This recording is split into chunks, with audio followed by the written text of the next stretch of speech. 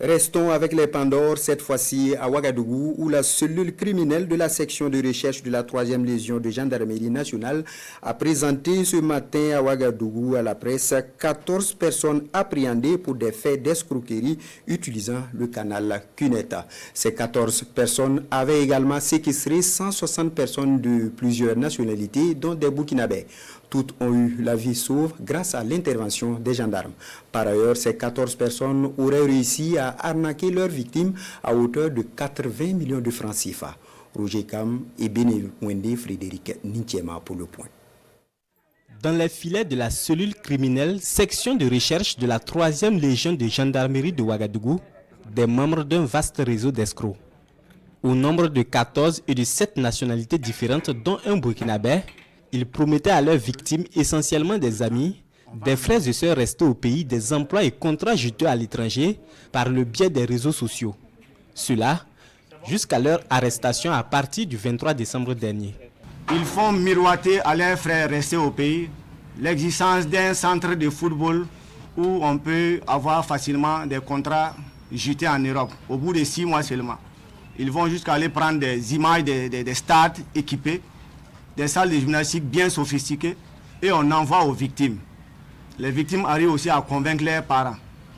Ensuite, on envoie des fiches de recrutement pour ces centres imaginaires-là aux victimes qui remplissent et ils les renvoient.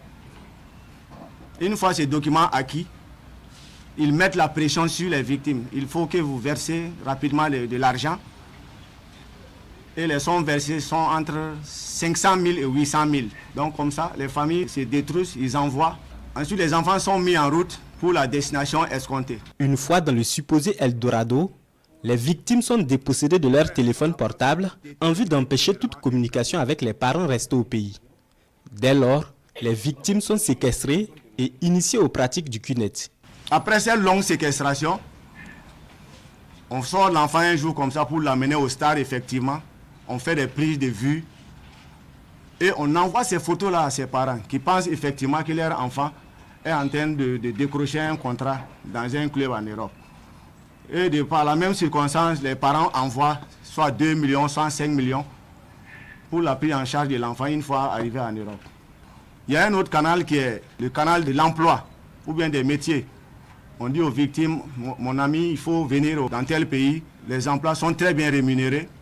Comme ça, il y a des jeunes qui ont abandonné leur boulot dans leur pays et ils ont rejoint ces pays d'accueil. C'est après qu'ils se rendent compte que c'est une grosse arnaque. Les victimes de cette grosse arnaque, au nombre de 160, étaient tous séquestrés dans 6 villas au quartier Ouapassi dans l'arrondissement numéro 7 de Ouagadougou.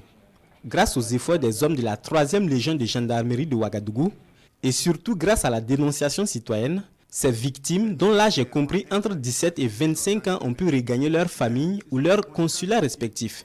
Les bourreaux, eux, sont appréhendés avec par devers divers appareils. Les victimes, nous avons des Maliens, des Guinéens, des Togolais, des Ivoiriens, des Centrafricains, des Camerounais, des Béninois, des Nigériens et des Burkinabés. Voilà autant de nationalités qui sont impliquées. Dans cette affaire d'escroquerie et de séquestration, les hommes de la section de recherche de la 3e Légion de gendarmerie de Ouagadougou estiment à 80 millions de francs CFA la somme encaissée par ces présumés escrocs. Invite est donc faite à l'ensemble des populations à se départir des offres d'embauche trop faciles et alléchantes.